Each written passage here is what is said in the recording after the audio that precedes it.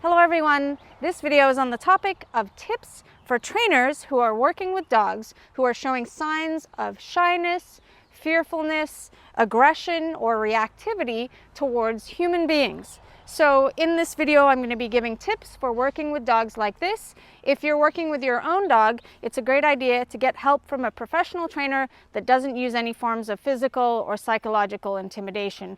I'm going to demo with my dog Splash here, who is very comfortable, but this way I can talk to you and show you some tips. So the first tip is about movement towards or away from the dog, which I've mentioned in a lot of my videos, is that naturally dogs tend to find movement towards them intimidating. So being conscious of this when first interacting with the dog can really help build the dog's positive association with you from the start. So I see in a lot of videos where people try to show what the dog looks like before. You'll notice if you watch some videos of other trainers or on TV where they want to show the dog looking reactive or aggressive, the dog is just responding to stimuli in the environment, and what they're responding to is something that they find threatening. So ways people can threaten dogs is a direct approach like this, "Hi buddy," and leaning over the dog or reaching towards the dog. So if you wanted to scare a dog, you would walk towards them and get right in their space with a direct stare. So instead of just trying to get the dog to be comfortable with what people normally do to dogs, which is to lean over them, get in their face, and do things that dogs find highly intimidating, you can build your relationship with the dog in steps. And that way, their dog is not rehearsing the undesirable behavior and the emotions of feeling conflicted, fearful, or not trusting you. Instead of trying to figure out what's wrong with the dog by seeing it, by getting the dog to do it, that's going to ruin your relationship right from the start.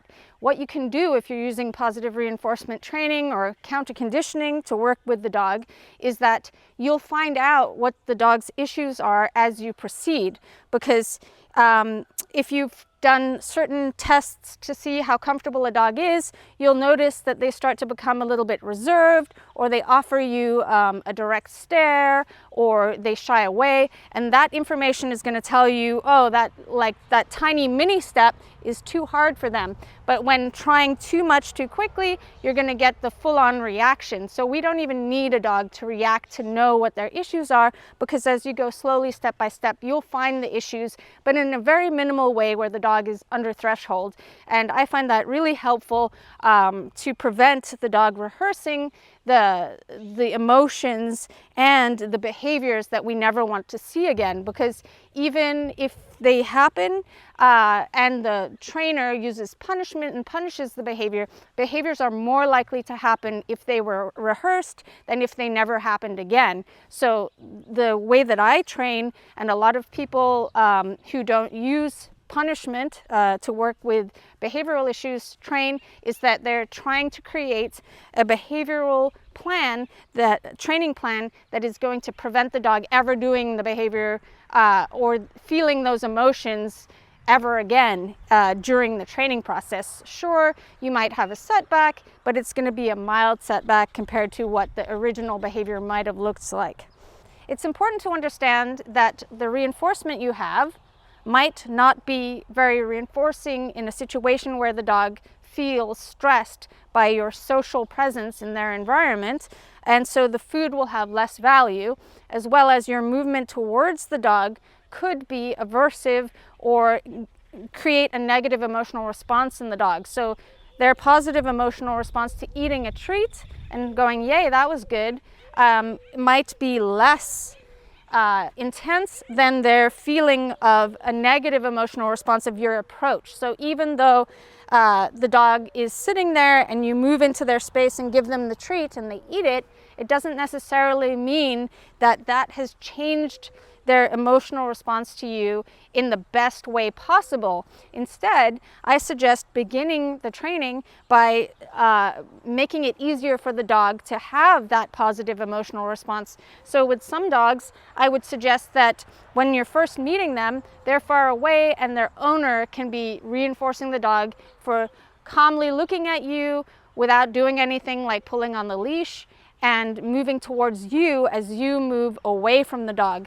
And then also I have another game where as a trainer, you're slowly going and dropping a treat for the dog and then pointing to it, and then the owner can walk with their dog on leash far behind, catch up and point out the treats that you've dropped. Get it, Splash, right there. So the dog is approaching you as you move away in a non-threatening way. Here you can see I'm working with Penny, a recently adopted dog, on building her confidence when guests come over. Instead of entering her house and trying to build a relationship by moving towards her, I am meeting outside on the street and reinforcing her for following me and building her motivation to want to move towards me. You can see that she doesn't look shy at all. In fact, she's pulling on leash and wagging her tail, trying to get to me. When I go into Penny's house, I'm going in before her, not as any sort of dominance game, but because she's following my movement and is motivated to come towards me, rather than her being inside her house and me as a guest coming into her space. Also, when you get to the point where you're able to give the dog treats, I suggest first having the owner do what they do when they're giving the dog treats, because they might do something extremely different than what you're used to. And some owners have never thrown a treat for their dog. So if you're doing this gesture, it could be very scary to a dog at first. So you might begin with, at a distance, dropping a treat on the ground if you think the dog is uncomfortable with any sort of gesture of being fed a treat. So another thing to understand with feeding a dog a treat, do you see how every time I feed her, I'm moving into her space? You can feed dogs treats without making any movement into your dog's space. So if you think about it, she has a circle around her of the distance. This is the distance away from the dog that I'm at right now. So if I reach like this or like this, it's still going into her space. Sit. But if I reach here, she's going over here to get it. Get it. But my body is closer to her than it was over there. So she might feel more uncomfortable. Even though the treat is further away from her, she's having to pass by my body, and that might make her uncomfortable. Sit. So you have to think all the time of how far away the dog is going to be from you. So if I reach out like this, get it, then she's just as far away from my body as she was over there, and I'm not facing right into her. Good job. I can also avert my eyes and move away. Another thing that's extremely important to think about is your movement. Movement toward the dog can be threatening, but also stillness for some dogs can be threatening, because dogs will, on certain occasions, become very still if they're threatening another dog, say if they're guarding something, or if they want another dog to go away, or to let the other dog know that they're about to start a fight. So some dogs are not scared of stillness, like perhaps a little shy Italian greyhound.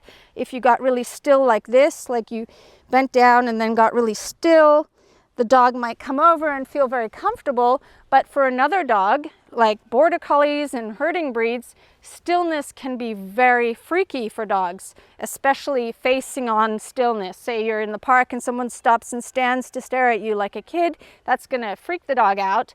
But also if someone just crouches down, it's going to be freaky. And if you start to think about it, all the things that freak dogs out are the same things that would freak us out if we were in a dark alley and someone did that. Now imagine if someone just squatted down as you were walking by and got really still.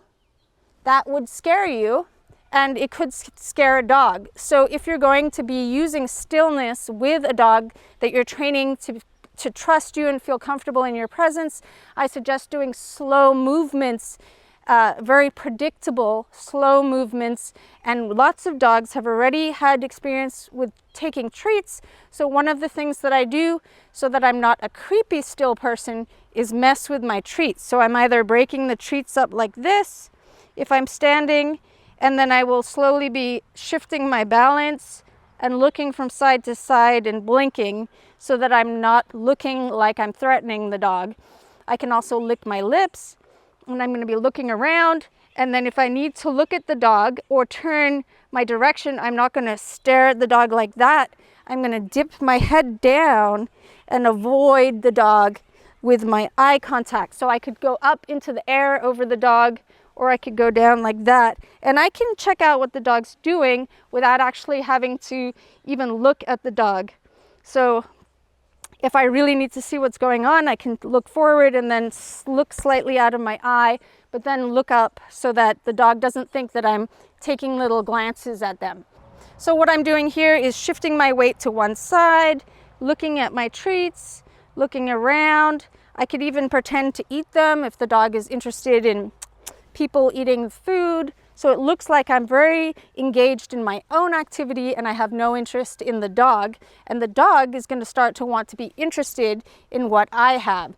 So I've shifted my weight to the side. Maybe I'll turn around a little bit if the dog is far enough away. But if the dog was right next to me, I might just stay very still, but still slightly moving with what I'm doing.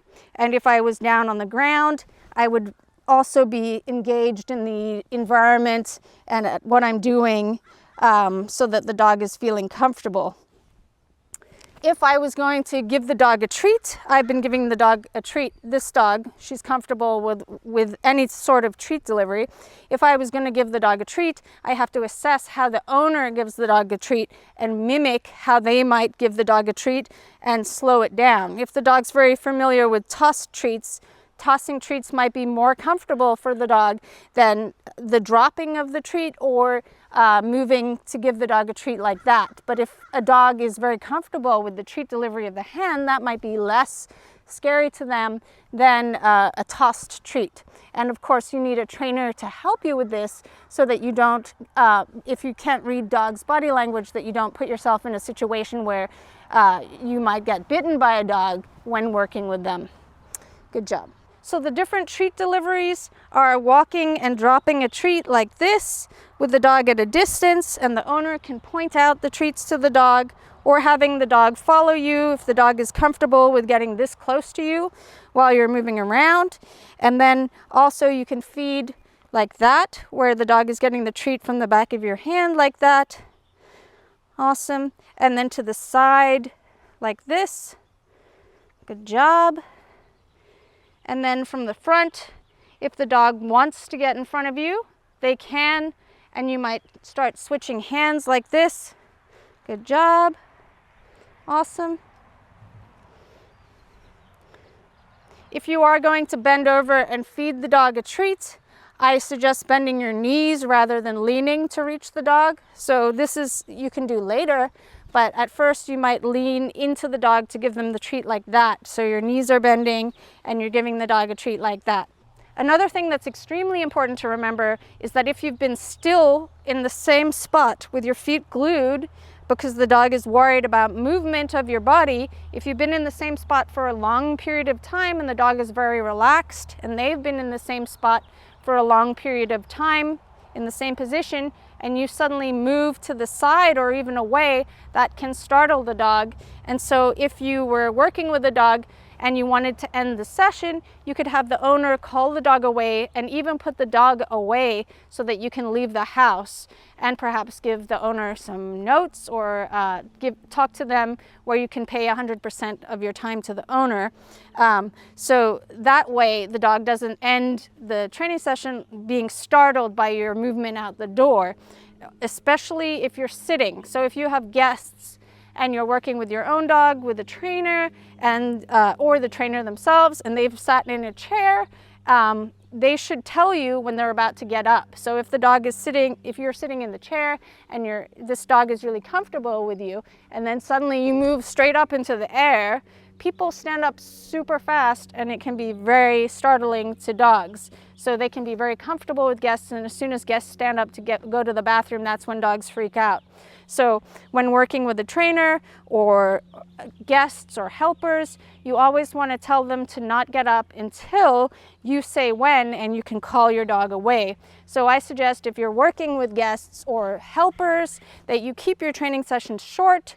You have the dog, you reinforce the dog for feeling calm and confident, and then you always call the dog away to a distance before the person gets up to move to begin with, because that can really set your training to go backwards rather than forwards when people suddenly get up and dogs start to not want to go near people or feel threatened by them because they suddenly move. You can also work on all the different triggers that cause the dog to feel scared, but I suggest first building a trusting relationship and then slowly using counter conditioning to teach the dog to not be scared of these different movements. So as you see, she's laying down like that. I'm going to squat and feed the treat to her like that rather than lean over her like this. And so if the dog was scared of people sitting down and getting up, you could have your dog at a distance and people could slowly stand and get up from chairs, first very repetitively so that it's a predictable movement, and then do it faster where it's repetitive and the dog is getting a treat at a distance for feeling comfortable, and then with more time in between. So the person's sitting and then they stand up and the dog gets a treat. But I suggest first building a really positive relationship where you do very predictable movements that are non-threatening to the dog before you begin working on these aspects that can be startling to dogs. Another thing that you can do is switch, so that when you want to work on these movements and the dog has a very trusting relationship already with their owner, is that you can feed the dog for watching the owner stand up and sit down and do all the things that that they have an issue with during the training sessions. When working with a dog to build their trust in you, what I like to do is make sure that the angle that I'm facing is not a direct frontal angle. So right here it's a straight line, and here I'm angled away, so I could be asking the dog to do something and I don't have to directly stare at the dog. So what we normally want to do is kind of lean over and stare at the dog from above with straight shoulders, or like this, where we're leaning into the dog's space. So you can angle yourself away and then work with the dog at an angle like this. And you'll find that as the dog gets more confident, they're going to line up in front of you like they do with their owner, but they might actually prefer to stay at this side angle to begin with. Also, when you're thinking about your eye contact, you can think of that same thing, that if your eyes are facing at the dog in a straight line, that's going to be less comfortable than if the eyes are moving around. And if you were having a conversation with someone and they stared at you the whole time because they're watching your behavior, if you're a dog trainer, that's very uncomfortable. Where if you're having a conversation with someone and they're talking to you and then they look around, they could look a little bit disinterested. But if they were trying to make a point with you and they stare at you directly, it's much more comfortable if they're also blinking their eyes. So we can do the same with dogs. If you were to look at them, you can blink the moment your eyes make contact with each other at first and look away. And this is really going to help the dog feel safe with you. So basically, you can have the most amazing behavior modification plan on paper, but if you're not conscious of your own body's movement and orientation in relation to the dog, that can really make or break your training. And to set the dog up for the most powerful conditioning and the most powerful behavior change, it's a good idea to be conscious about what you're doing and set criteria appropriately and know what the dog is finding comfortable and uncomfortable by being able to understand what threatens dogs and to be able to understand how to read a dog that they are comfortable or uncomfortable with what is going on. Thank you so much for watching. If you'd like to support my work, don't forget to like, comment, and subscribe to my channel. You can also become a supporting member of channel Kiko Pup by clicking the join button. See you later.